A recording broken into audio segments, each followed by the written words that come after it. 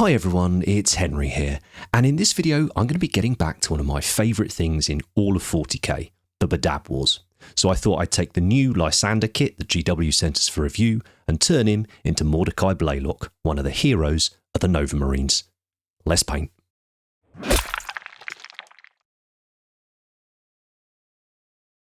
So first up, let's have a look at this kit. So we rather randomly, I think recently we saw the previews of these 4 new awesome Space Marine characters. I think they're awesome anyway, always love painting Space Marines. And you'll note if you were watching last week, I've converted up the Ethon Shan model into a Wolf Priest for Space Wolves. And this week I thought, right, I've been wanting to get back to Badab for ages. I've got a very exciting announcement to come around Badab next year, project I'm working on with 2 friends of mine that I think you guys will get a real kick out of. And yeah, I just want to get back to painting them because we're going to need a lot of them. And Lysander as a character, as a model, I think he's super cool. Like, I think it's really great they brought him back and all the rest of it, but I'm not sure the direction of the channel. I particularly just want to paint stuff out the box anymore. I think there needs to be something interesting to it, unless it's like a really interesting paint scheme or something. I think I'd like to start just doing a bit more kit bashing and stuff, because this is where I get sort of the most joy probably from the hobby. So I was like, right, what can we do with Lysander? And looking through the Badab special characters, there was a Terminator, first company Terminator captain, Mordecai Blaylock. I thought, brilliant, there we go, that's what we use Lysander for. So got him out the box, had a look, and I was over the moon that he is absolutely prime for doing this sort of kit bash with. There is very, very little you need to do to him to make him much more customized to what you want to do. You can see how easy it is to replace the arms. Leaving the cloak off really isn't that big of a deal. There's a couple of tiny little indents on the model that if you really care about it, you could just fill with putty, or like I've done, I just paint them as battle damage, or like paint a missing part in, like on a purity seal and stuff. Just doesn't bother me. So that was great. So that meant I've got the body. So now it was time to sort out the weapons. So in the background, or in his rules, he's got a chain fist and a stormbolter, which is kind of boring. But his whole sort of shtick is that he's quite a traditionalist. They kind of are the Novamarines anyway, and he sort of eschews too many trappings and laurels of sort of over the top ostentation. So just sort of medium ostentation, Space Marine levels of normal Space Marine levels of ostentation here. But I still wanted to give him at least something vaguely sort of special for the fist and the stormbolter. So had a look through and saw that the Terminator's fist from the newish kit we got last year or the year before, it's got a cracking pointing hand. I was like, yes, brilliant, that's going to work amazingly on this pose with how the body's oriented. So I picked the pointy chain fist hand, but I wanted to tart it up a little bit. So I found the old Deathwing Terminator kit had the slightly fancier chain fist in this, so I just nicked the blade off that one. He's got an iron halo, and I wasn't quite sure what to do with that, so I was looking through all my kits, and lo and behold, on the Blade Guard set, there's sort of I assume it's an iron halo. I actually know that much about the Primaris stuff, if I'm honest, but it looks just like the Novamarines chapter symbol as well, so I thought, great, we're having that. So pop that on there. And then for his Stormbolter, again, it was back to the Dark Angels, and I found some Belial bits that I had not used. I'm not sure what I used Belial for because I can't find him, but he's got things like his arms still on the sprue, which is awesome. I still umming and ahhing about doing like a Deathwing project for 40k, like just all Terminators. I think it'd be awesome with all the different marks we've got, and they're 2 unique kits, but I don't know how interesting that would be to watch, if I'm honest, across multiple weeks, just me painting umpteen Terminators. But that's for next year. Next year's for 40k. So yeah, found a nice looking Stormbolter. It's kind of fancy, but there wasn't anything super Dark Angel-y about it, so there wasn't too much work to do. I just needed to fit it to a regular arm, because the way it fits onto Belial, it's sort of half the arm is already on the model. But it wasn't too hard, it was cut and shut really. Then once that's the sort of basic silhouette now done, the basic posing, it was time to go in and do a little bit of detailing. So I had to cut off any of the little fist icons, of which there's very, very few. So you can see the little one there dangling on his belt. Just replace that with like a generic sort of cross. Now the chest piece was slightly trickier, so it's completely blank behind where I think it is anyway. Maybe it did have a fist on there, I can't remember now. But it was easy enough to leave off. So you see, he's got this sort of chest shield thing, but the chains either side connect to the cloak, and I didn't want to have the cloak on this model. I wanted to try and take it away from looking like Lysander. That's always my goal when I'm kit bashing, to make it not look like the original model. So I couldn't just put that on, trim the chains off, or put that on and trim the fist off. It wasn't going to look right. But the completely bare chest piece didn't look quite right, so I thought, well, I'm just going to add a few rivets to it, just to make it look like it's not a blank area. You know, it was meant to be there. So you'll see me did this last week as well, and quite often on Marines I'll go in and make sort of rivets and bonding studs. All I'm using is a piece of stamping foil and different sized drill bits punching through over onto a silicone mat, so you get this little sort of indent punched out, and then we can just very carefully dot super glue where you want it to go, and then pop it on. So I just put a few round the top of his chest. And I think it's done the job. In the background we got for them, their Aquillas and stuff on their chest are black. So I thought, okay, well, I'm sure I can find a black Aquila transfer somewhere in my large, voluminous folder of decals. As it was, I did, which was great.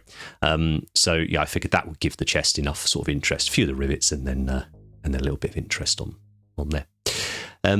So yeah, so here he is.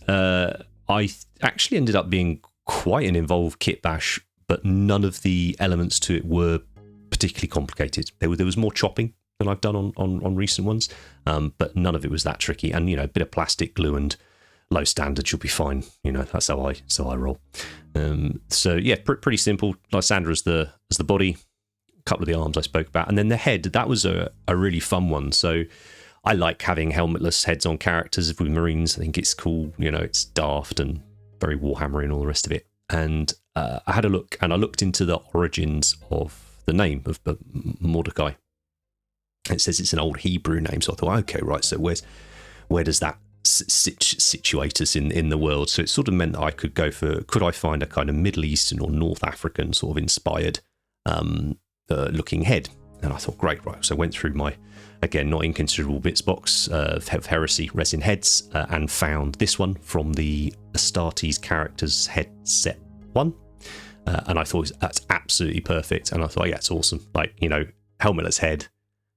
He looks just stern and grumpy, and just this character's nails. Like he really is, like in the stories. He's been around forever.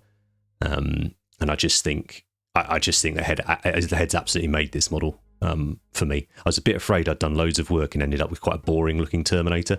And then no, I think the head just sets it off perfectly. So with everything ready to go, we can finally get into the paint. And this is one of the most requested schemes we've had, actually, with these sort of quartered and halved schemes. And I thought, right, how am I going to go about it? Well, here's what I did.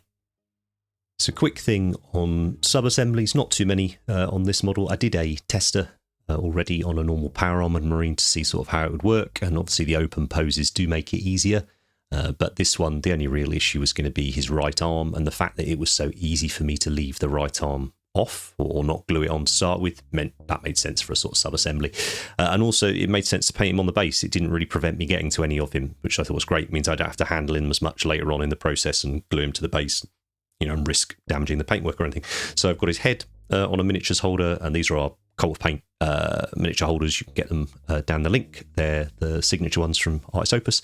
And I've just blue tacked in his arm, and then a tiny bit of blue tack where his head will go later, just so it's a bare bit of plastic for us to glue to. So I primed him up black, and first things first, I was going to paint the whole arm as if I was going to do it white. I looked at a few different colour plates for them. It's quite a variety of blues and tones, but the whites generally have stayed all the same. It's a relatively warm sort of whites. That's what I wanted to try and create here. And at the moment, if you were listening last week, you'll know that I've been getting back into my painting after a break. And I'll be honest with you guys, I'm really struggling at the moment with my hands. I'm getting a lot of sort of finding it really hard to hold them particularly steady for painting. And it means the accuracy and stuff's just not come back yet. It will, you know, but it hasn't for various reasons. So I thought this was a great opportunity actually to, I don't know about evolve my painting, but just not do things how I always do them. You know, if I'm finding how I always do them really tricky, then let's find a workaround. So I started off with the airbrush, which is something I do often do, just to give myself a base to work from. So I sprayed about 20 to 25 psi, 0.4mm needle and nozzle, normal Vallejo airbrush thinner. I've used XV88 as the base coat. You can see there I wanted the light source coming in from the side. Now I'm going to go in with my hairy brush, and someone asked last week, can you show the consistency of stuff on the palette? My palette is mega manky, so I'm really sorry, but I've kind of zoomed in so you can't see too much of it. This is the consistency of paint I'm going to be using from here on out for the armour, so really, really dilute. When you're using really dilute paint, obviously you don't want too much on your brush because it will rush off, it will only stay where you put it. The reason I've got it so dilute is because I want to do an awful lot of layers essentially on the model. I'm going to be stippling like you can see here, and I don't want to get too much build up of actual physical texture. So I'm creating very translucent layers of paint, so that helps. So that gives me that sort of, like when we use our airbrush, we can see the layer beneath it, so it allows us to build up sort of really nice transitions of colour on the model, or transitions between different paints. And yeah, loads of layers, so I didn't want that bumpy finish on it. But the reason, partly for this, is I'm just loving texture at the minute. I don't know why. I've done it on a few models recently that I've enjoyed the look, and I want to push it further. I'm really sorry, I don't know quite what I'm doing at the minute with my painting. I know it's going somewhere, and I know I'm subconsciously, I understand what I'm trying to do, and in some places I'm achieving what I want, which is fantastic. It's not so fantastic because I can't articulate it to you guys brilliantly, but I am working on it. I'm talking to people like who you know, very good painters who, you know, just help me try and understand the direction it's going in and what it is I'm actually trying to achieve, so that I can articulate that a bit better to you guys. But yeah, the reason for the stippling one, say, was to get loads of lovely texture and stuff. So I'm just stippling it where I would be putting the highlights in. I'm working through those three colours you saw, the XV88, the Karak stone, and then the ivory. So we kept with ivory to keep it nice and warm. The white, and I'm just mixing them up and working. You know, this is on about 4 speed, I think, at the minute. But the other major reason I wanted to do the stippling was I don't have to be super accurate with it. If I get it a bit wrong on one go, it doesn't matter. The whole point is to create this sort of slightly messy, slightly more free look to it. So I wasn't worrying about, you know, being super precise with it all, which was very precise, sorry, with it all, which was very nice. And again, it's something I'm going to be practicing more of and definitely taking further. I think the other one, of course, is with this being a quartered scheme, we're going to have to address the issue of how do you do the quartered scheme? And by having loads of texture and stuff in there, not only does I think it looks cool, for me it also helps represent sort of battle damage and stuff on the armour, and therefore when it comes to doing those areas where the two colours meet, or where you maybe have got an arm that's one colour and a leg that's the other colour and you accidentally get a bit on the other, it's not going to be that hard for us to kind of fix it and blend them together. So that's where I've got with the stippling. See, it looks really stark like this, but that's fine. That's what I wanted. I wanted those nice 3 different tones that we could see there, that sort of yellowy one in the middle. I really, really liked it. And now I've gone back in with the airbrush. So I've loaded up the ivory in the airbrush, thinned it right the way down, pretty much the same as you saw it on the palette. And then I'm just putting it through my airbrush again. And the idea of this wasn't necessarily to smooth it out as such, but it was just to lift the whole thing up so it's lighter and lighter and lighter, closer to white than what it was originally. And I've done that across the entire of the model because it was just easier to do it that way. And now I'm going in with my blue. So I've got Cantor blue here, Altdorf Guard blue, and a grey off-white here. And this is thinned right down, very similar to what you saw the whites on the palette. And by applying it in this nice sort of thin layers over that effectively pre-shade we've already created with the white, it's already done a ton of the work for me. But I'm going to paint it in exactly the same way that I've done the white. So where I can, I'm going to go back in with a great big brush and do the stippling. And where it's too difficult to do that, I will go in with a much smaller brush, like a stubby one, and just do lots of scratches and dashes to emulate the same thing. One of the things that I'll come back to later in the video, but I notice here as I'm doing it, is I've because this isn't a technique I've done ever before, I've missed his thigh completely. You see, because of the way the miniature is sculpted and all the rest of it, I didn't hit any of his thigh there with the highlight, where that highlight should run up the thigh. There's no reason for it to stop at the top of his shin. So that's something I will need to go back and correct later. But to say this was one of those things of just get painting. You could sit there and overthink things and this, that, and the other, or you can just get on and paint and see what happens and learn from it and enjoy it, which again is what I've been doing. So, you know, I hope you guys are enjoying this sort of coming back and chatting. And please, you know, let me know in the comments sort of how you've experienced sort of evolutions in your painting. You can see here what I'm on about doing the little scratches and dashes to blend the two areas if you haven't got the line perfect. But yeah, let me know, you know, sort of when you've looked at evolving your painting, maybe why you've wanted to evolve your painting, what's inspired you to, has anything inspired you to? Maybe it was just like me yourself, I haven't seen something that's inspired me to paint differently. I just fancy doing something different. You know, and then also, yeah, like, you know, coming back from periods away and stuff, like what gets you going. A few people in last week's video were saying, like, you know, they've got their hobby happy places, like mine's Space Wars is one of mine, and goblins were quite popular as a hobby happy place. But Marines in general, let's be honest, it's never a bad week if you're painting Space Marines. But yeah, you can see I'm going in with the brush now and just refining some of those dashes and scratches again so it looks purposeful. Whilst it looks random, the effect, I want it to look purposeful. I don't want it to look, you know, haphazard and lazy, because it's, you know, it's certainly not. But I really love here looking at it, you know, you can see the light and the shadows where we want it. I definitely need to get better at this. I could definitely push my shadows further. I could go in and do some glazing and things like that, and I will do in future videos. As I say, as I take you guys along on this sort of journey I'm on at the minute. Doesn't mean I won't paint differently, obviously, but I am enjoying it. Then it was time for decals, so I just glossed the model up and did the decals, and while I was waiting for them to set, I went in and blacked out all the other stuff.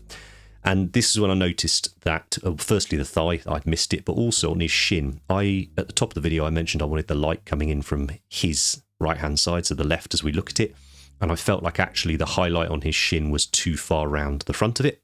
It needed to be slightly more round to the side.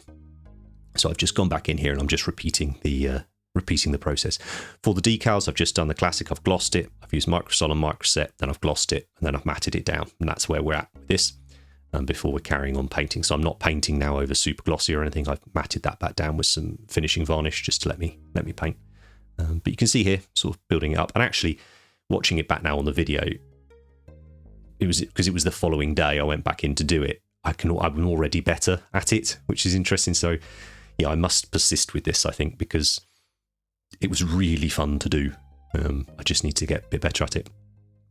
And then I've just gone in with a very, very, very thinned out glaze of the blue and of the ivory and just glazed over the top of the decals just to help sit them slightly more into the armour.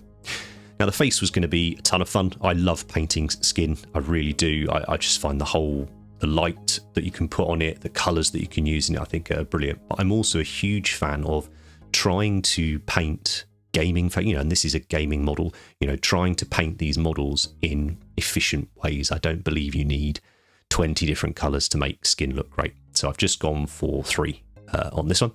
I've started with Catachan Flesh as my base colour. It's only a colour I recently picked up. Ben recommended I buy it for something. I can't remember what it was now. It was like leather on something, and maybe it was leather on his Krieg or something he'd done.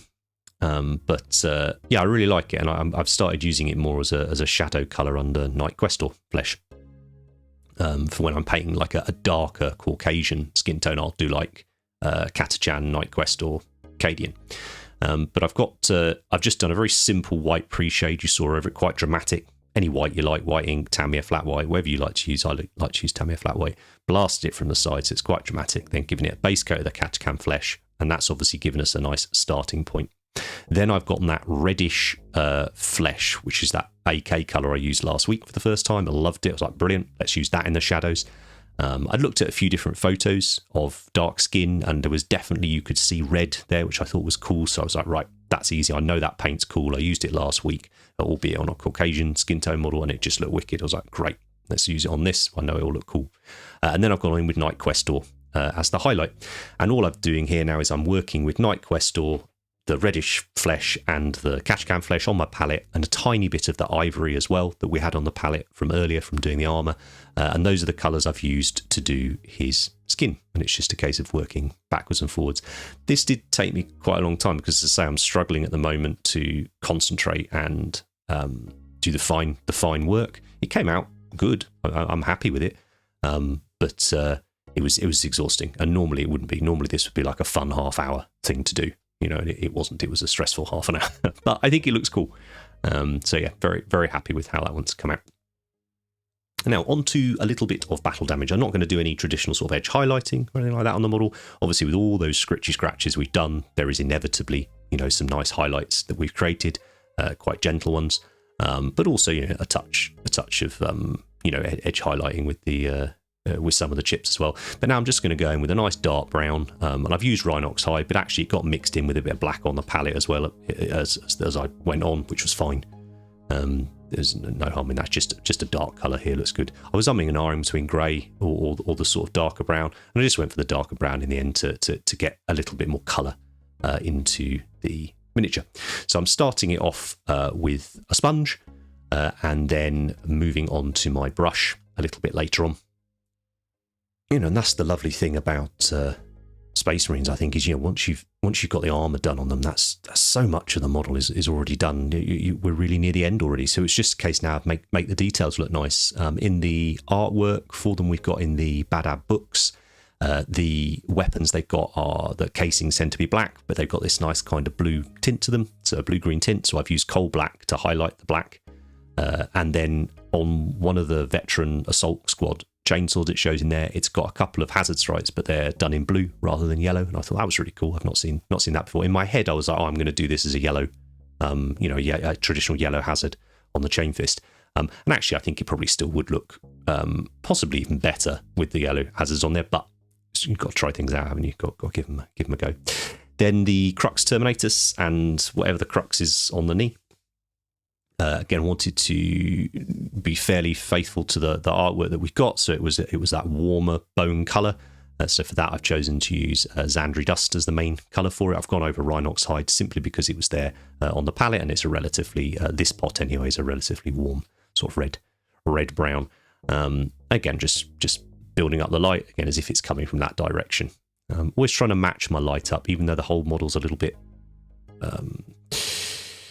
loose. I still would like the light and everything to line up nicely, so it sort of tells the same story across the model when however you end up looking at it. And then for the purity seals, which has got on the scrolls, which has got quite a few of on the model, I've just chosen to use basically a different kind of brown and bone colour to what I was going to use on the crux or what I was going to use on the leather. So I just made sure that the leather, the purity seals, and the crux stuff were different tones, so that they didn't just mush into each other. And the way I like to paint purity seals, I've done this for a few years now, is I just build them up doing tons and tons of these dashes in these directions, and I feel like when you glance at them, you know what they are. They kind of look like parchment. They kind of look like they've got text on them already without me needing to go in, pardon me, and do the sort of thin little black squiggles on there. I think it's just it's a cool look. I really like it. It's more efficient than going in and doing the text. And I like doing it, as you can see. It was possibly even this year or so ago when I started doing them like this. It might even have been this that kickstarted the whole, it's quite fun painting with loads of dashes and dots and things like that. And for the actual wax seal themselves, I just picked these two reds because they're a bit more desaturated. And the vibe I was going for with these guys was that slightly more desaturated look.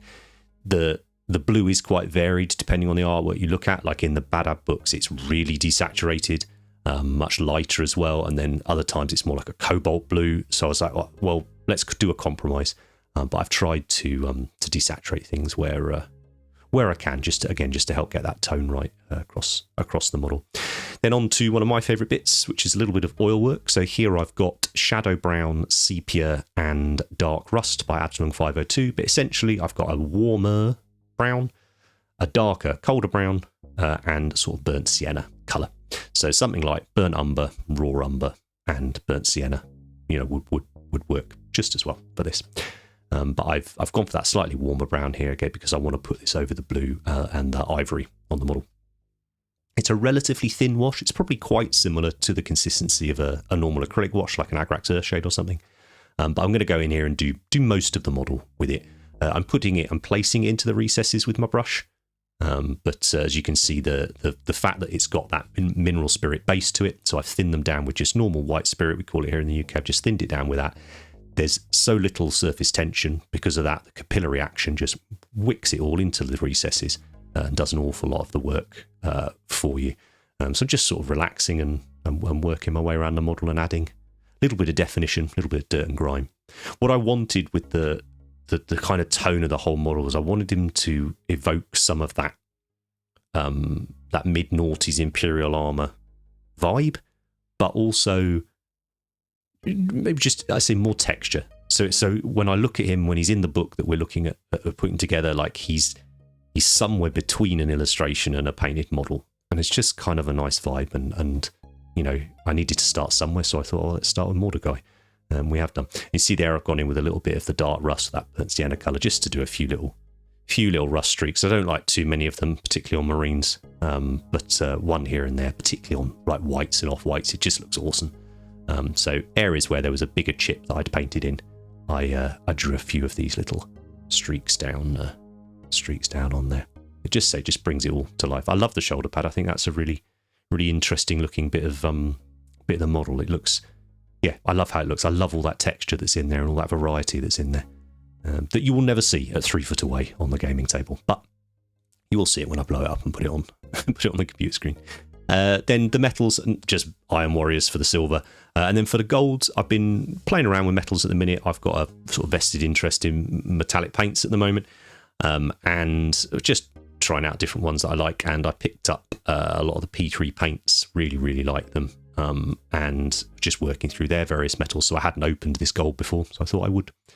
I used the darker gold. Then I used Garagax Sewer as a wash. Love this as a wash on gold if you want to sort of warm it up a bit.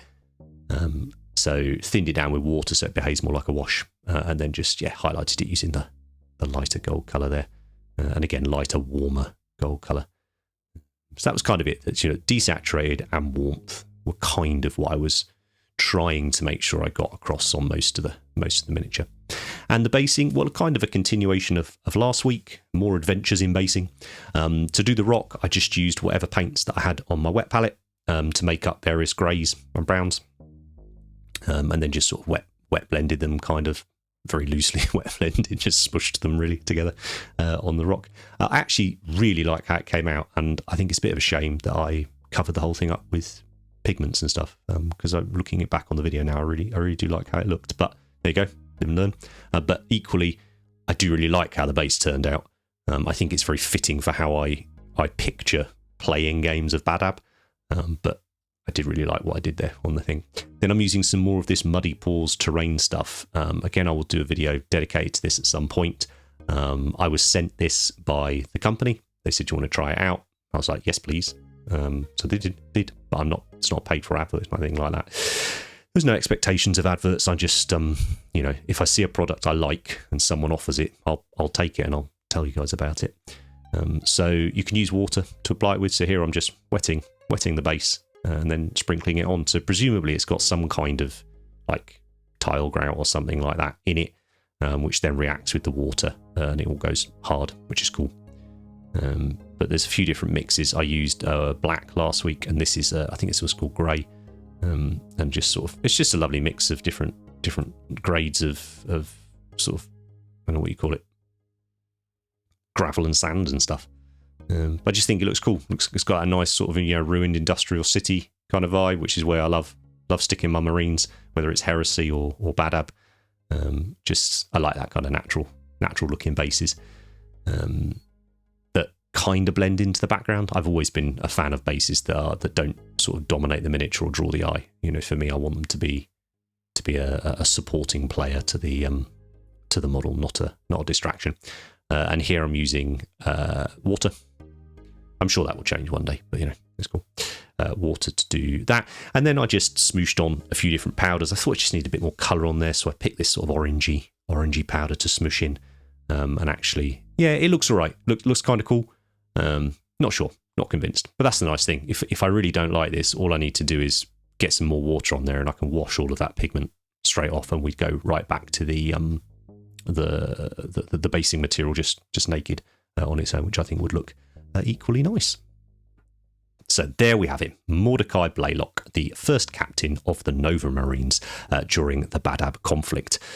yeah, super happy. I'm just really glad to be getting back to Badab as well. I hope there'll be another Badab video next week. If not, it'll probably be the following week. But I've got another chapter from that conflict that I would like to get to, and indeed all of the chapters from that conflict I would like to get to over the next sort of 18 months. But I say I will be talking more and more about that as the year goes on, and then particularly into the new year. But those of you, again, on Discord, you've been asking about it, feel free to jump on our Discord, guys. It's... if you want to do a Badab army, start now, because next year's going to be a big one for us and Badab. And I'd like to do most of the characters. That's my intentions. If you're wondering where this is going, I've got a few other Badab recipes that are in a playlist. You can go and check that out. Some of them I'm more happy with than others, so I may revisit a few of them. But for instance, I think the Raptors and the Mantis Warriors, I really love how they come out. I don't think I'd be changing anything about those guys. But let me know what chapters you might like to see sooner rather than later, or indeed, certain particular schemes like night pattern, or some of the camo patterns we've seen. I think they're awesome. I'd love to get around to doing all of them. And actually, speaking of things you'd like to see, a few of you have asked about Dark Eldar. We've seen that cool model that's going to be, coming soon. Well, some point down the line. We've seen it on the Warcom site, so it can't be that long. Would you like to see it? And if you would, what scheme would you like to see in? I didn't think you'd be that interested, but quite a few of you have asked, and Dark Eldar are awesome. So yeah, do let me know on that. I just want to say a huge thank you to those of you that support us over on Patreon. So if you want to support what Andy and I do, and you're supporting us and Ben now full-time producing content for you here and over on Patreon, and all the other projects that we get up to, things like the MPO and the classes and all those sorts of things, we really, really do appreciate it, and we wouldn't be able to do it without you. If you can't support us on Patreon for whatever reason, and even if you do support us on Patreon, hit the thumbs up button if you've enjoyed the video and you're still here, because goodness knows how far into it we are. So hopefully you've enjoyed it if you're still listening to this bit of waffle. But yeah, those likes, the comments down below, the sharing it with your friends, they make a massive difference to us to get the visibility up on what are ostensibly fairly boring sort of painting tutorials. So if you guys have got any questions about anything I've done in the video, please pop them down in the comments and I'll get back to you as soon as I can. Thank you ever so much for all of your support. Take care, and I'll see you next time.